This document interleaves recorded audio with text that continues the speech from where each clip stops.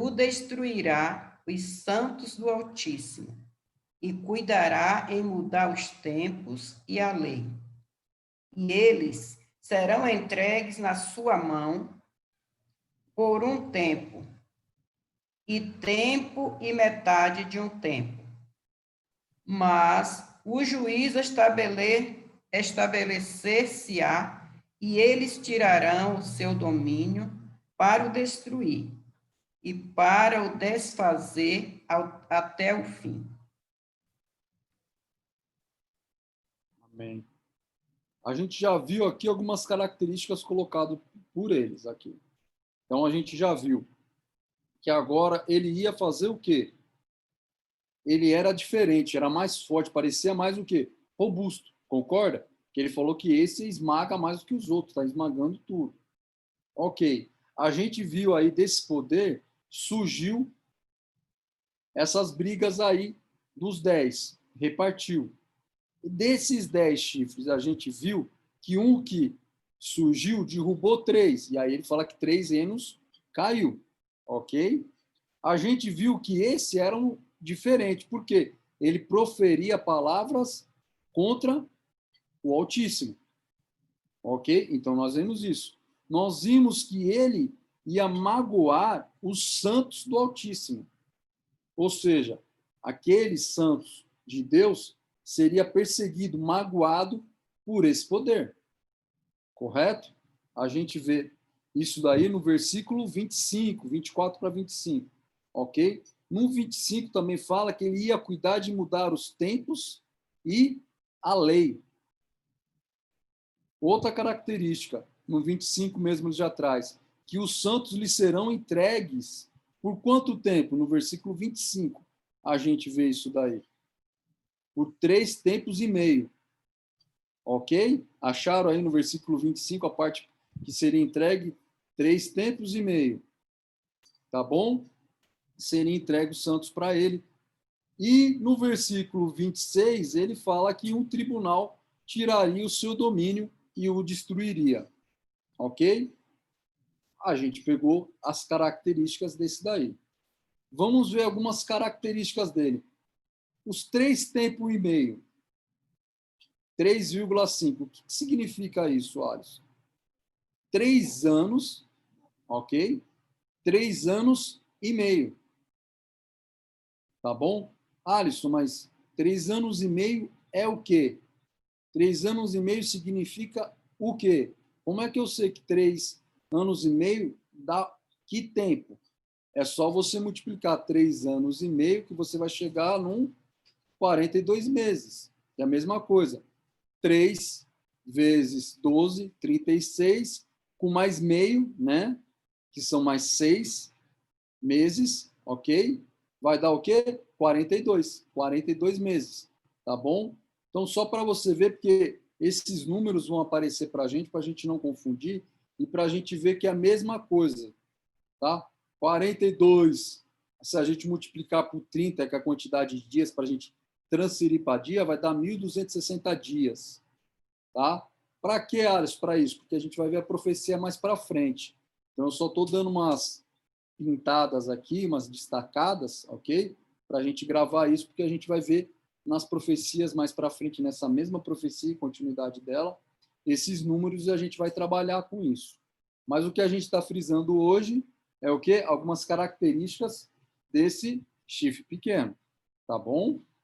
Então, a gente viu aqui o total de 13 características desse chifre pequeno, que eu vou repassar rapidamente com base em Daniel 7, do versículo 7 e 8, e do versículo 19 ao 26. Caso alguém queira marcar isso, essas características se encontram aí. Tá bom? Então, as características são: ele surgiu do quarto animal junto com os 10 chifres pequenos, posteriormente aos 10 chifres pequenos. Ok? Sempre lembrando disso. Então, ele surgiu do quarto animal, aonde surgiram 10 chifres pequenos, e posteriormente ele surgia. A segunda característica dele, ele surgindo posteriormente esses 10 chifres pequenos, ele arrancava 3, Você viu a profecia aí mencionando novamente que 3 reinos ou 3 reis caíam. Então, ele surgiu derrubando 3, ok? Havia olhos como de homem. Então, ele coloca algo humano nisso daí, nesse chifre. Um comando humano, vai enxergar como homem, vai falar, porque ele vai ter boca, mas ele vai falar insolências, tá? A Deus. Ele vai vir de um animal e, posteriormente, esse animal vai ser morto, vai ser ferido. Assim como aconteceu com Roma. Roma caiu para as tribos bárbaras, ok? Ele parecia mais destacado, mais robusto, mais feroz que os outros chifres. Tanto é que não tem menção aos outros chifres fazendo o que ele faz, ok? Outra característica, ele é, sim, diferente dos outros chifres. Tanto é que fala que ele é um chifre pequeno. Então, ele começa a colocar aí características que diferenciam ele dos outros chifres, tá bom? Ele proferiria palavras contra o Altíssimo. A gente viu isso daí no versículo 25. Ele magoaria os santos do Altíssimo. Ele cuidará para mudar os tempos e leis. Ele vai ter os santos de Deus entregue nas mãos dele por um período de tempo. A Bíblia, no versículo 25, também fala isso daí. Os santos lhe serão entregues por 3,5 tempos, ok? E, posteriormente, um tribunal tirará o seu domínio e o destruirá. Ele vai ser tirado o seu domínio e vai ser destruído. São características do chifre pequeno. Pois bem, olha como aquilo que eu te falei, como a Bíblia se encaixa e como a Bíblia ela faz o quê? Uma alusão e um paralelo e uma ponte entre Daniel 7 e Apocalipse 13. Aí você vai falar, Alisson, mas como assim ela faz essa alusão, ela faz essa ponte? E aí eu vou colocar aqui para vocês algumas características.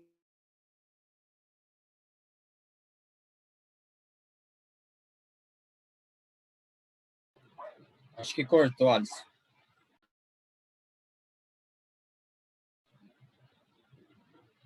Esperar retornar aí a internet do Alisson.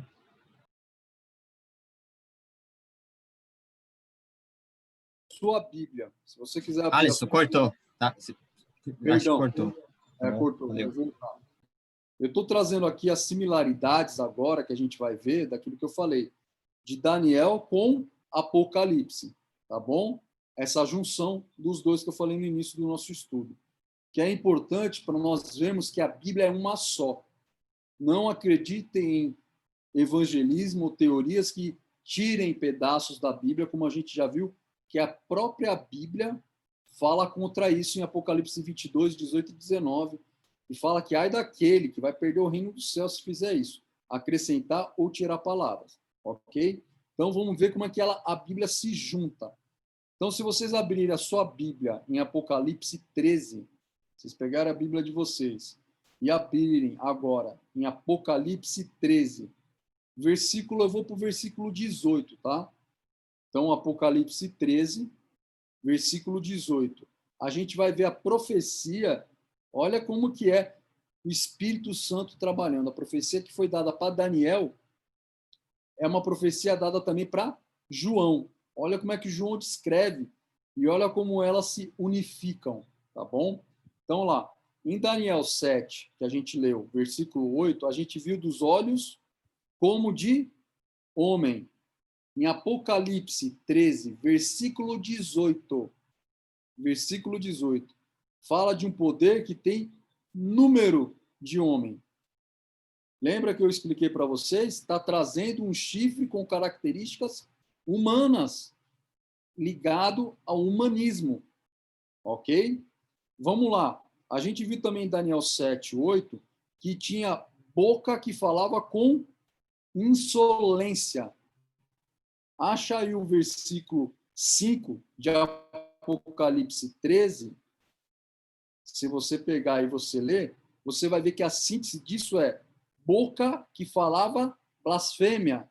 Se você pegar o versículo 5 de Apocalipse 13 e você lê, você vai ver que a menção é blasfêmia. Boca com blasfêmia. Olha a correlação, hein? Olha a correlação. Novamente, em Daniel 7, versículo 11, diz que o quê? Que foi entregue para ser queimado. Esse poder foi entregue para ser queimado. Então, se você for em Daniel 7, versículo 11, você vai ver que esse chifre, esse poder, foi entregue para ser queimado. Em Apocalipse 13, versículo 3, a gente vai ver a descrição que esse poder foi golpeado de morte. Ele recebeu um golpe de morte. É só vocês lerem aí em Daniel 13, ou em Apocalipse 13, versículo 3. Vocês vão ver que ele fala de um golpe de morte. Então, nessa hora que eu estou falando, eu vou pedir para vocês, sem problema nenhum, vocês sempre darem uma olhadinha na Bíblia, tá? Vocês acompanham, pode fazer a leitura aí de vocês na Bíblia, para vocês acompanharem o que eu estou falando aí, se está escrito aí na Bíblia, tá bom? E vocês vão ver que tem essa menção de um golpe de morte, em Apocalipse 13, 3. A gente vai para outro paralelo, outra ponte igual. Em Daniel 7, versículo 21, que a gente leu, ele fazia guerra contra os santos. Lembra que a gente leu? Amanhã acabou de ler do 19 a 26 e tinha menção que ele fazia a guerra contra os santos. Agora a gente vai ver o paralelo lá em Apocalipse 13, versículo 7.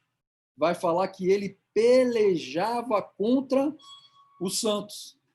Olha como é que a Bíblia complementa, olha como é que a Bíblia faz ponte entre elas. E aí, Né? Alisson, e aí você percebe ver o processo histórico, né? Porque Daniel estava tendo uma visão do que aconteceria, né? E João aqui, já em Apocalipse, alguns fatos já tinham sido concluídos, né? E ele traz a abrangência dos fatos relatados lá em Daniel, ou seja, você percebe que a Bíblia ela tem uma correlação dos fatos proféticos, e aí ela cada vez vai mais ampliando o conhecimento, né? Perfeito, Mica, perfeito. Foram dois homens que não se falaram, mas você vai falar, mas João pode ter lido Daniel. Ok, mas não esquece que o Miqueias falou. Ele pega e dá uma abrangência maior, traz detalhes. Assim como a gente viu a estátua e depois a gente viu os animais trazendo características da estátua com mais detalhes, assim é Apocalipse com Daniel. Pega Daniel e traz para os nossos tempos com mais detalhes. É o Espírito Santo trabalhando novamente. Ok? Então agora a gente vai entrar na outra característica ali, que a gente ainda não... Alisson, e aqui no 5 fala os meses que você acabou de falar ali atrás, os 42 meses, ó. O tempo, o tempo. Que é exatamente os 3,5 E tempos. meio, Exatamente, 3 tempos e meio. Por isso que eu falei assim, ó, olha quanta coisa o Espírito Santo capacitou a gente de saber. Alguém chegar para a gente e falar, tem uma profecia de 42 meses, e aí já vem uma outra falando de 3 tempos, um tempo, mais um tempo, mais um tempo, mais meio tempo. O que é isso? Que perdido? A gente não vai ficar perdido. Houve revelação, a gente estudou, agora a gente conhece. Então, essas citações, e vai ser também citado mais para frente, a gente vai ver o tempo de colocado 1.260 dias. A gente também vai saber que significa a mesma coisa, ok? Que vai ser esse período em que está dentro dessa profecia que a gente vai estudar, viu? Olha que legal. Aí a gente vai ter em Daniel 7:25, está falando que ele ia falar palavras contra o Altíssimo, que a gente viu, e Apocalipse 13, versículo 6, fala que ele vai falar blasfêmia contra Deus, ok? Então, no versículo 6, lá de Apocalipse 13, está falando que é blasfêmia contra Deus. Então, se a gente ler o versículo, vai ver essa citação lá. A gente viu também em Daniel 7:25, que ele mudaria os tempos e a lei. E aqui, no versículo mesmo que fala da blasfêmia contra Deus, continua falando que houve difamação do tabernáculo de Deus. Lembra que vocês estudaram o tabernáculo, o santuário? O que era feito lá no santuário? O sacerdote fazia o quê? A expiação pelos nossos pecados. Mas o sacerdote tinha esse poder? Não. Ele matava um cordeirinho que representava quem? Jesus Cristo, que aí sim, esse sangue era expiado, purificado, era aspergido também no lugar santíssimo, para no dia da expiação levantar isso a Deus e Deus perdoar os pecados. Lembra disso daí que vocês estudaram, o tabernáculo, que era feito isso? Agora esse poder ia lá e ia derrubar o tabernáculo, ou seja, o que o tabernáculo trazia, que era o povo fazendo pedido de perdão a Deus, através de um sacrifício, esse poder vinha acabar com isso. Era a difamação do santuário. Outra e a última ponte era que no 7, versículo 25, esse poder agiria por um tempo, que a manhã aí destacou, que era 3 tempos e meio, e que aqui nos é trazido 42 meses, no versículo 5. Então, vocês viram as pontes que Daniel e Apocalipse fazem para falar desse poder. Aí vocês falam, pô, Alisson, mas tá ok, mas até aí a gente viu características desse poder, até aí a gente viu que a Bíblia trouxe essas características para a gente, correto? Até aí a gente viu que tanto em Apocalipse como em Daniel 7, Apocalipse 13 e Daniel 7, eles têm a junção para falar desse chifre pequeno, desse poder e das suas características que a gente acabou de verificar. Mas e aí? Quem é isso daí? O que é isso daí? Que poder é esse daí? A gente trouxe, a gente compreende muita coisa por causa da história, conforme a gente viu. Daniel não tinha visto nada, ele estava em Babilônia, mas ele descreveu o império até Roma. E dali ele mesmo falou que não haveria mais império, mas que seria dividido. E hoje, historicamente, a gente viu que aquela visão de Daniel que dividiu em 10 dedos, hoje a história confirmou que as 10 tribos bárbaras fizeram essa divisão. Beleza. A gente vai entrar, então, para entender um pouco desse poder, eu vou trazer para vocês também uma parte da história. E vai começar com Martinho Lutero, que trouxe a revolução para a gente, ok? Então, Martinho Lutero, que era um monge luterano, né? Ele, em 31/10 de 1517, que foi até a parte aí que ficou famosa, que ele pendurou lá em praça pública, na principal catedral, lá, 95 teses, tá? Essas 95 teses de Martinho Lutero, ela falava o quê? Ela falava sobre a venda, as indulgências, a venda do perdão. Opa, aí já levanta a nossa antena.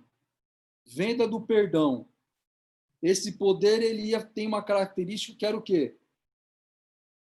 Acabar com o tabernáculo, acabar com o santuário. E o que isso trouxe para a gente, santuário, tabernáculo, o sacrifício era o quê? Era expiação. Expiação do quê? Dos nossos pecados. Opa, então eu já estou vendo uma característica aqui, que esse poder do chifre pequeno, ele tirava o quê? A parte de Deus e colocava-se para ele dar o perdão, como a igreja que Martinho Lutero falou aqui, ó. Tá errado as indulgências, quem dá perdão e vende perdão tá errado, porque o único que pode fazer isso é Deus. E quem estava fazendo isso, tomou isso para ele, foi quem? A igreja. Qual igreja, Alisson? Qual igreja pertencia a Martinho Lutero? A igreja católica daquela época. Qual igreja pegava a Bíblia e não queria traduzir a Bíblia para a linguagem do povo que estava ali estudando, mas colocavam homens falando o que queria? Você entende? Aí a história já começa a trazer para a gente alguma coisa. Mas Martinho Lutero foi muito mais além. Ele abriu de forma explícita, tá? Eu estou pegando aqui Martinho Lutero, tá? Só para trazer, eu vou depois pontuar outro. Na sua obra, que é A Nobreza Cristã da Realeza Alemã, nessa obra, ele deixa bem claro, no volume 2, tá? Página 290, que Roma falava, tá? Falava do Papa como um representante de Deus, como o próprio Filho de Deus, tomando o lugar de Jesus Cristo, sendo o representante total de Deus e como um Deus aqui na Terra. Então, o próprio monge ali, católico Martinho Lutero, falava e trouxe isso. E ele foi mais além. Ele colocou que isso transformava o Papa, o poder papal, num anticristo. É a igreja metodista falando isso? Não. É a igreja batista falando isso? Não. É a igreja adventista falando isso? Não. É a Assembleia de Deus falando isso? Não. Quem falou isso? O próprio monge ali da Igreja Católica, Martinho Lutero, que revolucionou isso. Ele, pelo estudo dele, ele mesmo colocou isso e apontou isso, que o poder papal, por tomar essa prerrogativa sobre ele, por vender o perdão e por colocar o vigário, o filho, o máximo, como um Deus aqui na Terra, o tornava esse poder papal como o próprio anticristo. Isso é Martinho Lutero dizendo isso, trazendo essas informações para a gente. Mas parou por aí? Não. A gente vai para Isaac Newton. Isaac Newton mesmo. A gente vai para Isaac Newton. Ele fez uma obra que é As Profecias de Daniel e Apocalipse. Se vocês tiverem alguma dúvida e quiserem ir na internet, vocês colocarem no Google, vocês vão achar essas menções lá, tá? É As Profecias de Daniel e Apocalipse, escrita por Isaac Newton, na página 80 e 81. Ali ele fala claramente que o chifre pequeno é o poder papal. É o poder papal. Isaac Newton, fazendo os estudos dele, colocou isso. Mas isso é verdade ou não é verdade, Alisson? Eu acho que quem tem que falar isso, já que a gente fala de algo espiritual, não tem que ser homens, mas tem que ser a Bíblia. Então a gente vai para a Bíblia. A gente viu as características aqui que foram colocadas, ok? A gente viu uma característica trazida pelo próprio Martinho Lutero que bate com a característica, e eu não estou aqui para acusar ninguém, nem fazer isso, a gente está para estudar a profecia, ok? Mas a gente já viu que uma característica dessa bate com a Igreja Católica, que é quando ela vende as indulgências, ou seja, você vem a mim pedir perdão, eu te perdoo. Você não precisa ir a Deus. Eu faço isso. Eu tomo o lugar de Deus e eu vou te dar o perdão. Essas eram as indulgências, a venda de perdão. E a gente viu essa característica. A gente vai ver outra característica. Por exemplo, a gente viu que tinha 10 chifres. Surgiu um pequeno que derrubou 3. Ok? A gente viu que esses 10 chifres representam o quê? 10 tribos bárbaras. Ok? Ok. Então, se a gente tem 3 chifres, ou seja, 3 tribos bárbaras que caíram para surgir esse, que quando esse surgiu, esse derrubou os 3 chifres, então a gente consegue entender na história que a gente consegue identificar como. Vamos ver um chifre que subiu e derrubou 3 tribos bárbaras, correto? E aí a gente bate historicamente. Quem fez isso? Isso ocorreu mais ou menos, tá? Por volta de 351 a 476. Foi aonde o Império Romano, 476, ele caiu. Ele começou a surgir, os historiadores colocam como seu enfraquecimento, nesse período de 351 até 476, que é o enfraquecimento do Império Romano e a ruína dele, ok? Para as tribos bárbaras. Aí, desses 3 chifres que foram extintos, essas tribos, elas eram arianos. O que era arianos? Eles acreditavam, eles aceitavam o poder de um deus chamado Ariano, ou a deusa Ariana. Tá? Essa deusa Ariana, ou esse deus ariano, que muitos colocavam como casal, e às vezes não colocavam nem como casal. Alguns historiadores colocam como ela é fêmea, ela não tinha um gênero, né? Por isso que muitas vezes vai ser chamada de deusa Ariana, outros chamam de Deus, tá? Mas é a mesma divindade, tá? Então, essas tribos bárbaras, ela acreditava nessa divindade. Era pagã. Essa tribo não aceitou as colocações do poder católico. Não aceitou que a igreja colocasse para eles a adoração de Deus. Mas sim, eles seguiam os deuses pagãos. Ah, e as outras tribos, Alisson? As outras tribos aceitaram o Thor, aceitaram outros deuses e mais o Deus da Igreja Católica. E seguia, assim, o que a Igreja Católica colocava. As outras 7 tribos aceitaram. E aí foi indo. Essas 3 tribos não aceitaram, ok? E aí, por ela não aceitar, Roma perseguiu e matou e levou encarcerado essas tribos bárbaras até o ponto de extingui-la. Isso a história comprovando para a gente, ok? É a história. Então a gente já começa a ver a história trazendo para a gente que esse poder do chifre pequeno é a Igreja Católica Apostólica Romana, que veio nessa raiz de fazer o quê? Aqueles que não concordavam com ela, ela perseguia. E aí a gente entra naquela parte das cruzadas, que ele saiu para perseguir aquelas pessoas que não aceitavam, ou para fazer evangelismo, para guerrear, você entendeu? Os pagamentos de indulgência, se você não desse, você não tinha perdão, você era excomungado da igreja. Então a gente entra nessa parte histórica, trazendo exatamente isso para a gente. Mas aí vai estar no ponto da história, que a gente confirma, e num ponto religioso, que vai ser esse ponto agora. Qual que é? O ponto em que eles tomaram o perdão para eles. A Igreja Católica levantou esse poder do chifre pequeno, e a gente identifica agora com as características da Igreja Católica, dessa parte papal, em que ela nomeava pessoas para receberem o perdão.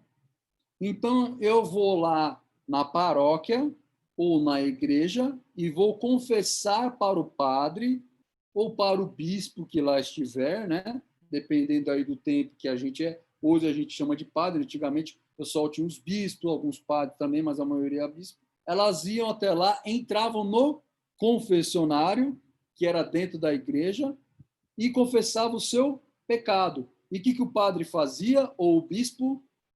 Perdoava as nossas dívidas com pagamento de alguma coisa, ou de promessa, ou de indulgência, ou da prenda. Você vai rezar tantas coisas, você vai caminhar isso daqui, você vai andar de joelho assim, você não vai assistir ou vai comer isso, e aí o seu pecado vai ser perdoado. Você vai acender todo dia trocentas velas, ou eles pediam indulgência mesmo, pagamento para perdoar.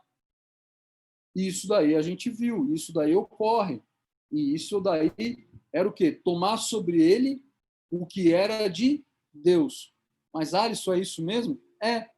Se você olhar lá em Marcos, e aí eu vou pedir para vocês irem para Marcos, tá? Marcos, capítulo 2, versículos 5 a 7. E aí eu vou aproveitar, não sei se dá para o Keno, né? O Keno que entrou aí, queria dizer boa tarde para ele, mas não sei se dá para ele ler para a gente. Keno, se você puder ler, dá um recadinho aí para a gente, ou manda um áudio aí de positivo. Se não der, não tem problema não, Keno.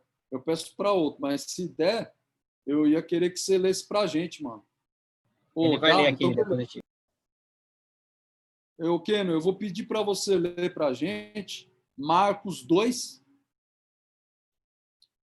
versículo de 5 a 7, que vai trazer um contexto, que o Keno já vai ler para a gente, que é um contexto onde Jesus perdoou os pecados. E aí os líderes daquela época se levantaram e falaram: ei, que coisa é essa? Quem pode perdoar pecados é só Deus. Quem é você para perdoar os pecados? Isso é uma blasfêmia. Então, para a Bíblia e para aqueles líderes lá, e a Bíblia traz como blasfêmia, a pessoa tomar o lugar de Deus e perdoar os pecados. E aí você vai ver o relato bíblico confirmando isso daí. Aí é contigo, Keno. Pode ler aí para a gente, por gentileza. Marcos 2, versículo 5 até 7.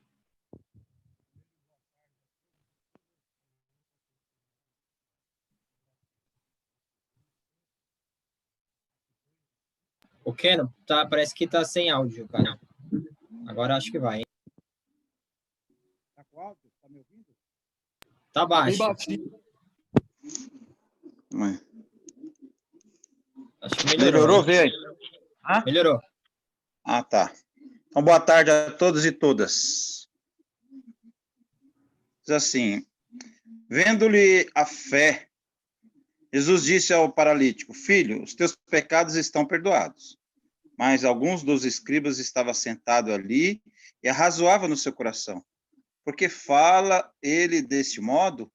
Isso é blasfêmia. Quem pode perdoar pecado senão um, que é Deus? Perfeito, perfeito. Então, olha que a blasfêmia, e a Bíblia dizendo para a gente, é aquele que perdoa pecados. O que a gente viu nesse chifre? Que ele faria blasfêmia contra o Altíssimo.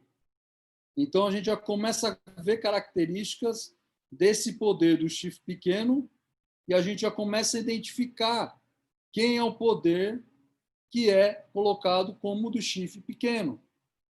Veja bem, é homens falando isso? Não, é a própria Bíblia, é a profecia falando isso. Não é o Alisson, não é o Keno, não é o Miqueias. É a profecia dizendo isso. Que esse chifre pequeno blasfemaria contra o Altíssimo. Quem blasfemou contra o Altíssimo? Tomando para si o perdão dos pecados. Está aí. Quem fez isso?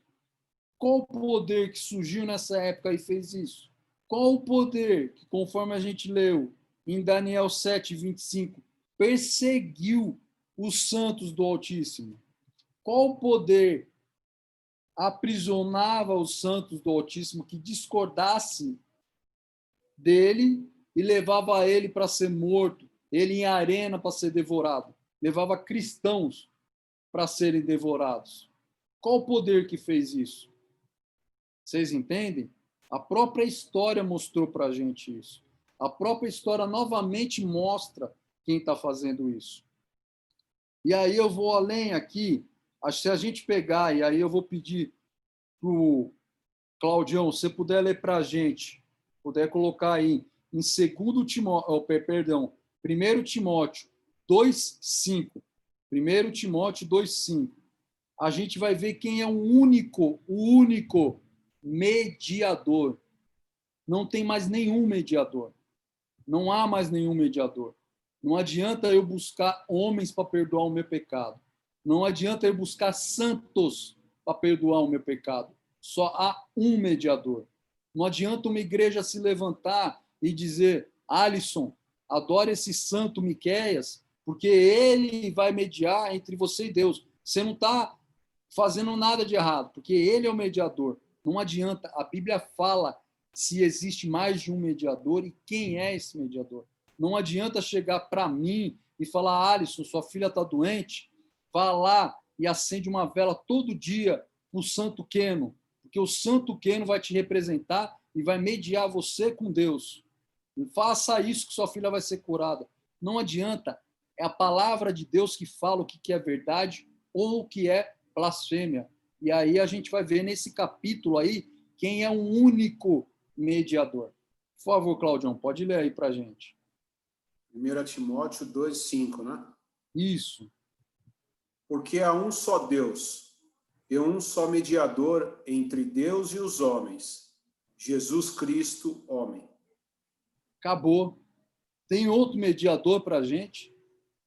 Esse poder ele ia levantar para confundir, para deteriorar todas as verdades de Deus. Esse poder surge para falar assim, Claudião, você não tem poder nenhum. Vem até a minha congregação, porque lá tem pessoas que vão perdoar os seus pecados. Porque você sozinho com Deus não adianta. Você tem que vir aqui e pedir perdão para homens. Ia fazer isso e fez isso. Esse poder do chifre pequeno fez isso para aquelas pessoas. Agora eu digo, quantas pessoas foram enganadas por esse chifre pequeno? Quantas pessoas estão sendo até hoje enganadas por doutrinas colocadas na história do mundo religioso, na história do mundo? por causa disso e é desviado e fica cada vez mais longe de Deus e não mais próximo de Deus. Olha lá o que diz em 1 João 1:9. 1 João 1:9. E aí eu vou pedir aí para o nosso Gustavo Lima, que está se restabelecendo aí das cirurgias. Wallace, se der para você ler para a gente aí, eu vou agradecer se você puder ler aí em 1 João 1:9. Boa tarde a todos. Boa tarde, meu querido. Oramos por você, viu? Estava orando e vou continuar orando para o restabelecimento da sua saúde, que a sua vida de bebida não interfira no seu fígado, e você não precisa mais parar no hospital por causa disso. Vou estar orando aí por você, tá, irmão? Valeu, mano. Deixa eu só pegar aqui. É 1 João, ou é o João? João grandão? 1 João 1:9. Mas aí se você tem a recuperação total aí, que você não passe mais mal dando susto aí na gente, mano. Beleza, mano. Mas quando precisar de qualquer coisa, mano, a gente está à disposição, é só ligar pro Miqueias, que o Miqueias vai lá e te socorre.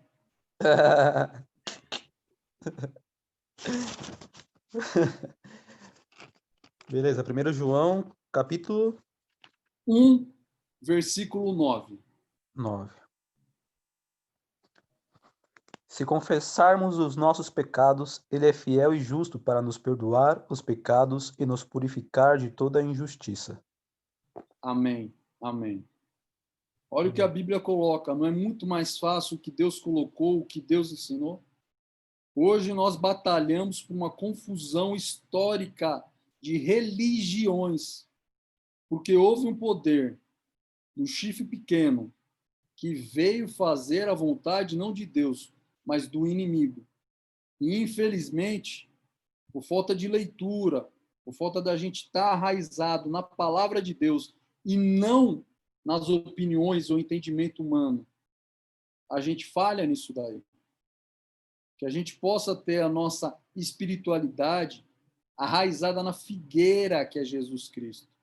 Porque ele chama ele de figueira e nós os ramos. E se nós não estivermos com ele, nós vamos ser murchos e secar. Que nós possamos estar ali na figueira viva que é Jesus Cristo, que é o único mediador. É o único mediador. É o único que está pronto a perdoar os nossos pecados. É ele que perdoa. Por isso que hoje, se eu tiver algum pecado, se minha vida trouxe mágoas, ressentimentos, erros, que eu possa ir ao único mediador, que conforme a própria Bíblia é fiel e justo para nos perdoar. Jesus Cristo hoje está a lhe conceder o perdão. Esse é o ensinamento de Jesus Cristo. Esse é o poder de Jesus Cristo. Essa é a doutrina de Jesus Cristo, da salvação de um ser tão caído e tão pecador como eu, tão falho e débil como eu, que necessito de um Salvador, que é Jesus Cristo. Que Jesus Cristo possa te abençoar, que a sua semana seja iluminada pela presença de Jesus Cristo e que sua vida seja de um ramo florido e de frutos, não porque nós somos bons, mas porque nós estamos ligados ao caule que é bom, à raiz que é boa, que é o nosso Salvador e Senhor, Jesus Cristo. Semana que vem, a gente vai continuar as características que a gente pontuou hoje no nosso estudo. E que hoje a gente viu duas delas, que são as características do chifre pequeno e o que ele fez na história e as doutrinas falsas que ele colocou. Nós vimos duas. A gente vai ver mais na semana que vem, devagarzinho, para que nós possamos ter uma compreensão boa e permanente sobre esse assunto. Que Deus nos abençoe, que Deus nos ilumine e que nossa semana seja de livramentos, mas também de bênçãos e, principalmente, que, como o Claudião fez aqui, de agradecimentos. Porque 10 foram os leprosos, mas, infelizmente, só um voltou para agradecer. Que o nosso exemplo também, e isso que é bom, o Espírito Santo age, a gente pode olhar para um amigo querido que é o Cláudio, que é um humano falho como nós, mas vemos o reflexo de um Espírito de Deus agindo porque ele voltou para agradecer a Deus pelo livramento. Que a nossa vida possa ser assim, que isso possa acontecer não por nós, mas pela ação do Espírito Santo na minha e na sua vida. Que Deus te abençoe. Amém. Amém. Amém. Pode orar para a gente, Kena, para finalizar, por gentileza?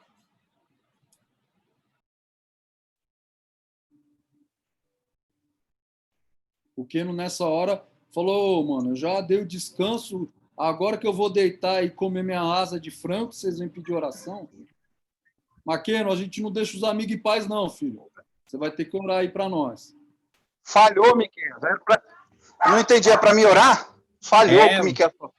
Para orar, Desculpa. orar pela gente. Orar pela Orar para gente. finalizar nosso estudo, meu amigo. Dar uma semana abençoada com Deus. Vamos lá, vamos orar.